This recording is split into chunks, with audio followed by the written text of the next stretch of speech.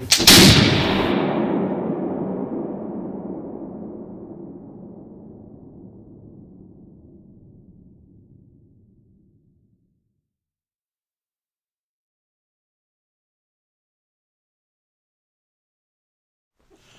guys, Joe Wolverton, Teacher of Liberty, here with you on another video. And it came across the news yesterday as I was reading my news feed about some people having vandalized Plymouth Rock. They quickly removed the graffiti and everything, but it got me thinking about the pilgrims, the people we call pilgrims, who they were, where they came from, why they took such great risks that they took to come across to a wilderness, to a place so harsh that half of them died within the first year. Many of you I know, since we've visited Plymouth together, I know many of you are related to those good people direct grandsons and granddaughters of those good men and women. My own wife, she has 7 direct ancestors on board the Mayflower, and we stood there together and felt the power, and we know that half of those people died, but they were willing to risk it. And I thought, as I was reading this story, I thought, who were they? So, of course, you probably know, and maybe you don't, but they didn't call themselves pilgrims. They called themselves separatists. And as I thought about this, something very important started to occur to my mind, and I wrote it down, and I wanted to make a video about this because I think it's very important and needs to be said, and it is rarely said.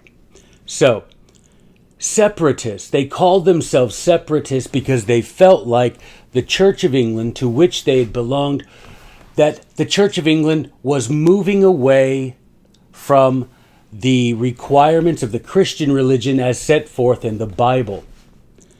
They felt that the official institution known as the Church of England was no longer representative of the church established by Jesus Christ, the gospel of Jesus Christ as explained in the New Testament.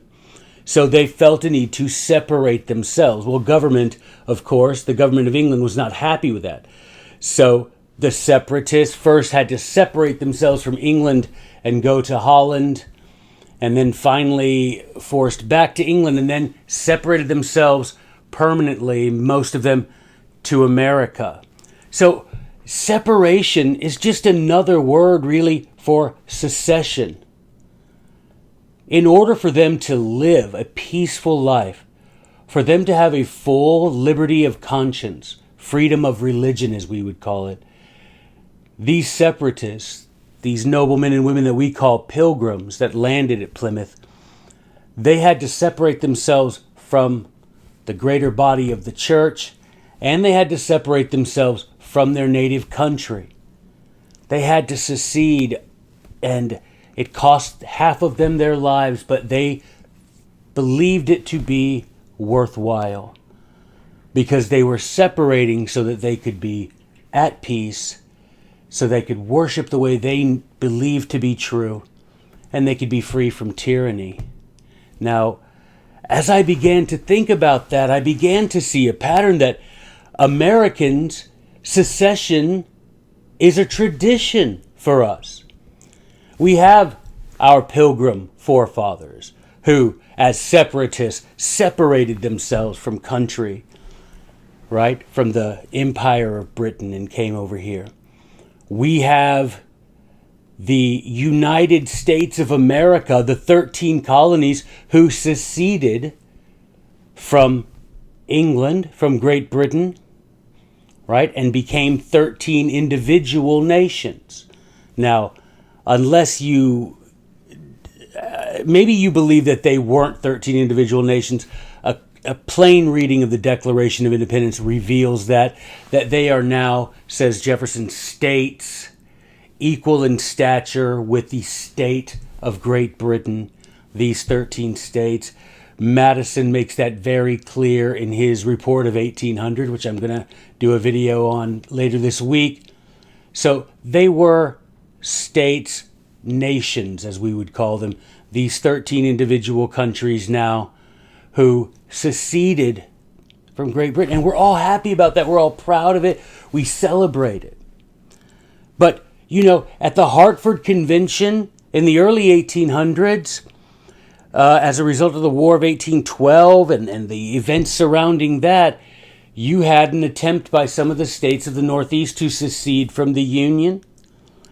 You had, of course, in 1861, states seceded, declared their independence from the central government, the way that the 13 states had declared their independence from the central government in 1776.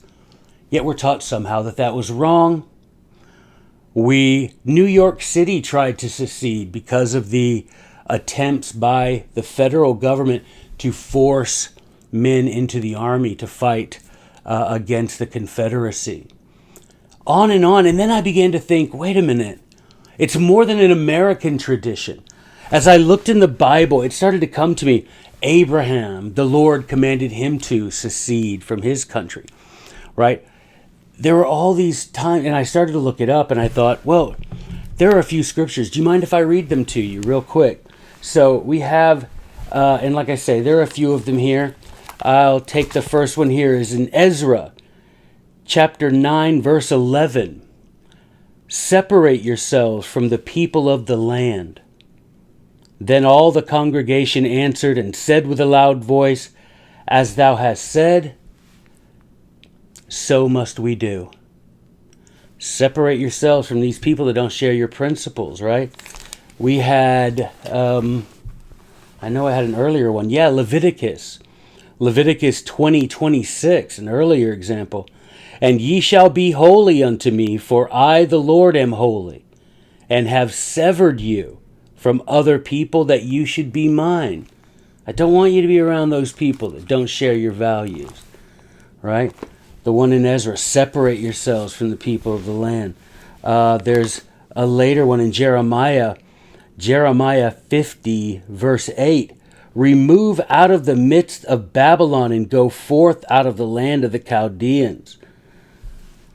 On and on, these examples in the Bible of God commanding his people to secede from whatever civilization, whatever society they were living among, because that society no longer shared the principles that they were told to hold dear. And so people ask me all the time as I go around speaking and as I do the videos, and on Instagram people send me messages. You say, Joey, that we should make America states again. But what if we can't? What if there is no remaining a union with these other states, these separate republics? Look that up, of course. If you're a republic, we are not a grand consolidated country. The Founding Fathers universally rejected that. Read the Federalist Papers. They universally rejected that. Okay? This is no consolidated country. Read Federalist 39 if you want to read a really clear statement from James Madison about that. So, anyway, what if we can't remain united? Well, then we must secede. We must break apart this union. So people often, choke on that and say, well, we shouldn't really do that. But I think that's our tradition, guys. I think as Americans, that's our tradition. That's the tradition in the Bible. When you can no longer remain part of this society that you've been a part of for so long, in the Bible we see God commanded them, separate yourself, sever yourself, leave this, right? As Americans, our pilgrim forefathers seceded from their country. We had our own 13 colonies secede. We had attempts by the South, the southern states, to secede from the Union, all because they felt like the greater society no longer served the purposes of the Union. And, of course, I have this quote. Maybe it sounds familiar to you, and I'll hurry along here now. Whenever any form of government becomes destructive of these ends, it is the right of the people to alter or abolish it and to institute new government. Now, when Thomas Jefferson writes, when any form of government becomes destructive of these ends. Earlier on, he names what those ends, or another word for that is purpose. What is the purpose of government? To secure the rights of life, liberty, and the pursuit of happiness. That's the purpose of government. If government becomes destructive of your life, your liberty, and your pursuit of happiness, then it is your right, and Jefferson would say it's your duty, to abolish or alter that government. Again, it's our American tradition. There would be no Constitution, guys, that we love, that so many of you love and revere. There wouldn't be one if we as Americans did not believe in the principle of secession. Secession is an American tradition. So finally, I wanted to read you a couple of quotes here. You may notice also a different background. There's a logistics thing going on with some scheduling that changed for me this week. But I will introduce you to my man Kevin here. Quibhin. That's Kevin. The Raven, we have my first cousin, 11 generations removed, Algernon Sidney, the patriot martyr of republicanism with a small r, right? If that which is not just is not law, and that which is not law must not be obeyed. Happy to hear the other day, yesterday, or today, as a matter of fact, I heard this morning from Philip Sidney, who is Algernon Sidney's nephew. It was his father, Philip Sidney's father, who inherited Penshurst, which is the castle. I don't know if you can see it back there. This is Penshurst here. That me and some of my students and I, we Skyped with Philip Sidney, who will one day inherit Penshurst, which was the home of Algernon Sidney. It was his final resting place.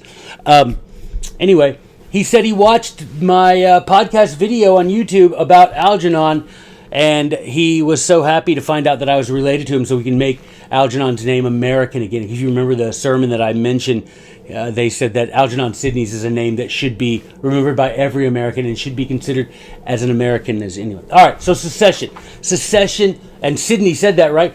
If it becomes destructive, you've got to get out. Otherwise, you're willingly a slave. Who would do that? Who would say, yeah, you know what I want to do? I know freedom is really good and it's what I should have as a child of God, but being a slave is pretty cool. No. So I'm going to read a couple of quotes here real quick, all right? First is from Abraham Lincoln. Yep. Some of you are like, whoa, Joey's quoting Lincoln.